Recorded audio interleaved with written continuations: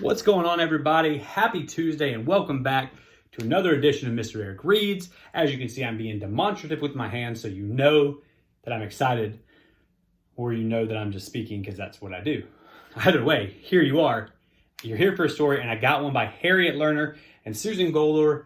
It's called Franny be Kranny, There's a Bird in Your Hair.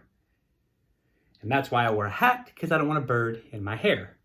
So, without further ado, on this beautiful Tuesday, let's find out about how Franny be Kranny got that bird in her hair and what she's going to do about it. Here on Mr. Eric Reads. Franny be Kranny had long frizzy hair. It was always getting her in trouble. Franny be Kranny's hair tied itself into knots on the buttons of her dress.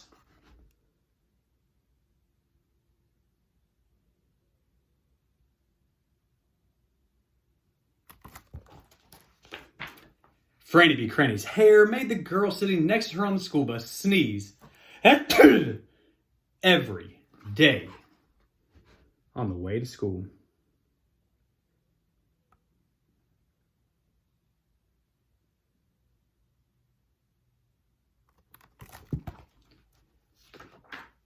Franny be Kranny's hair even got stuck in the refrigerator door. Franny be Kranny loved her long frizzy hair, though. The longer and frizzier it got, the more she liked it. Franny be Kranny thought her long frizzy hair was beautiful, and she could brush it down in front of her face and pretend that she was in a cave. She loved to press her hair flat against her head and then watch it go bang back out again.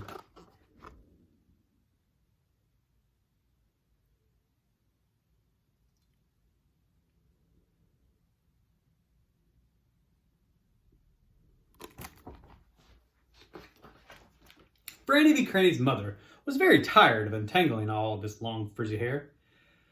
"Darling, wouldn't you like a nice, neat, short, pretty haircut like your sister Bertha's?" she asked.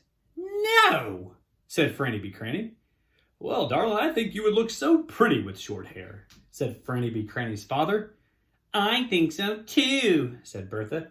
"I said no," said Franny be Kranny.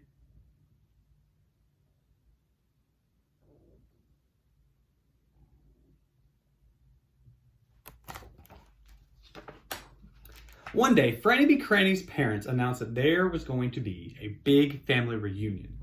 All the relatives would be coming. "And," said Franny be Kranny's mother, "the day before the party, you are both going to the hairdresser." "I'm going to go get my hair curled," said Bertha proudly. "Not me," said Franny be Kranny. "I don't want anyone touching my hair." "We'll see," said Franny be Kranny's mother.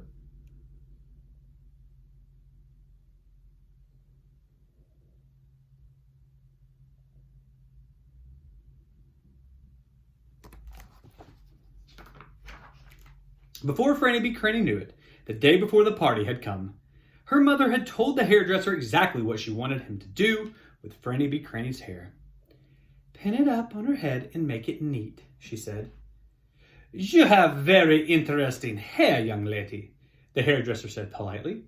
He had never seen anything like it before. But Franny be Kranny did not like him one bit. She closed her eyes, shut her mouth, and crossed her arms. She did not say one word to him the whole time he was working on her hair.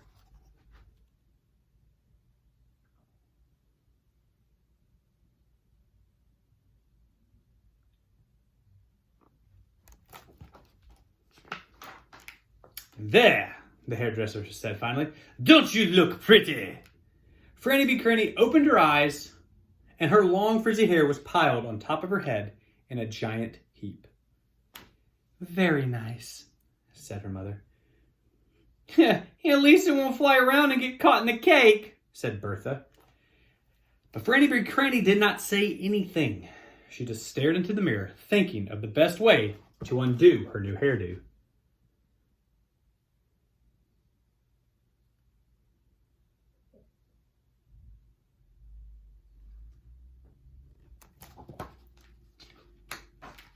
Franny be Kranny was walking slowly home behind her mother and Bertha, thinking and thinking, when suddenly a brown bird flew down from a nearby tree and landed in the middle of Franny B. Kranny's new hairdo. Her mother screamed and Bertha jumped up and down, but the bird would not budge. It just snuggled up deeper into a pile of long frizzy hair on top of Franny B. Kranny's head. "Don't scare it away," said Franny B. Kranny. "I want it there."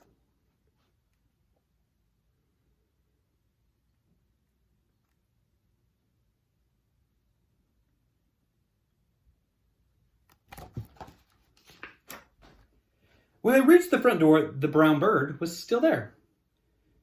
"Maybe it thinks you're a tree, dear," said Franny B. Kranny's mother. "Yeah, maybe it thinks your hair is a nest," Bertha said.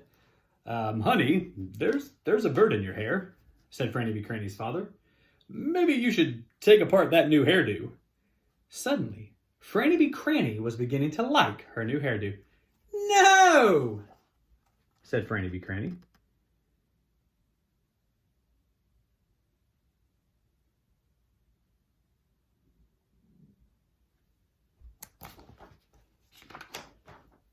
And at bedtime, Franny B. Kranny had to solve some problems. How could she bend over and take off her shoes? Then she remembered the deep knee bend she had learned in gym class. How was she going to go to sleep, though? Then she remembered her father's big armchair. And after everyone was asleep, she would tiptoe down the hall and curl up in the chair. And in the morning, though, she had more problems. "Time to take a shower, dear," said Franny B. Kranny's mother. "A shower?" "Oh no," thought Franny B. Kranny. She decided to take a bath instead, and she was very careful not to splash any water onto her head. Whoopsie.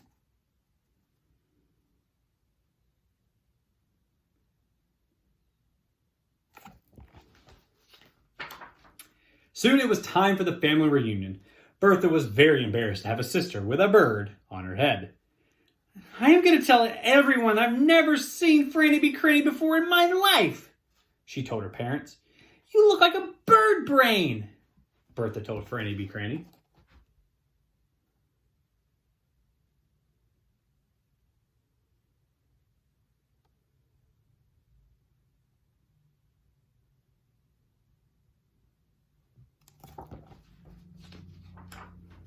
But Franny B. Kranny thought she looked beautiful, and she marched proudly into that party with a brown bird perched on the very top of her head.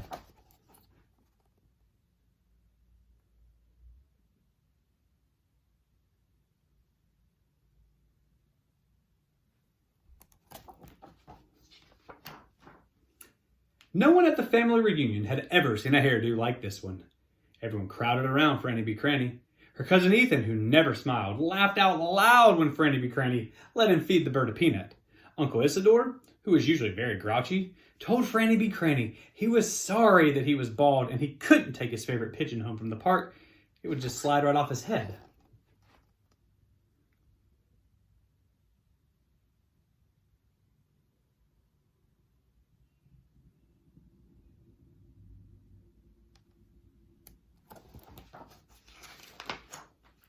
Aunt Phyllis, who worked at a television station, thought Franny B. Kranny's hair was the news. So she called her office and told them to send a camera crew right over. Bertha was careful to stay very close now to Franny B. Kranny so that everyone would know that they were sisters.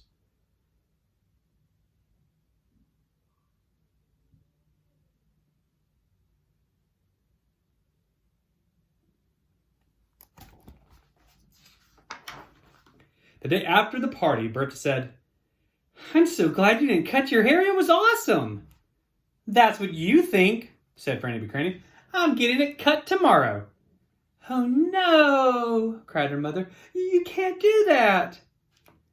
"Oh, yes I can," said Franny B. Kranny. Honey, why now?" asked her father. To which Franny B. Kranny replied, "A little birdie told me to."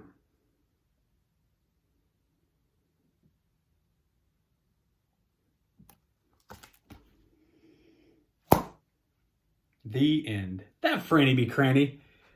Franny B. Kranny, there's a bird in your hair here on Mr. Eric Reads for the Tuesday night edition. Guys, I hope you enjoyed this story, just like I hope you enjoy every story. As always, if you have a recommendation or a request, please let me know. And if I have it, I'll read it. If I don't, I may just go ahead and buy it. I still have a lot of books that the Hermans have donated, or not donated, have loaned to me for a while. We'll be reading those out here. This is another one of those of their books, so thank you guys again. As always, guys, we sign off with 3 simple things to do, which is number 1, stay safe. Number 2, wash your hands. And number 3, please be kind to every person you meet, regardless of how tall or short, skinny or fat. It doesn't matter. Color of the skin, creed, religion, be kind to every person you come in contact with. And that'll make the world a better place. But come back again tomorrow. I'll have another story for you guys. Until that time, I will see you around. I don't know what that was, but hope you enjoyed it.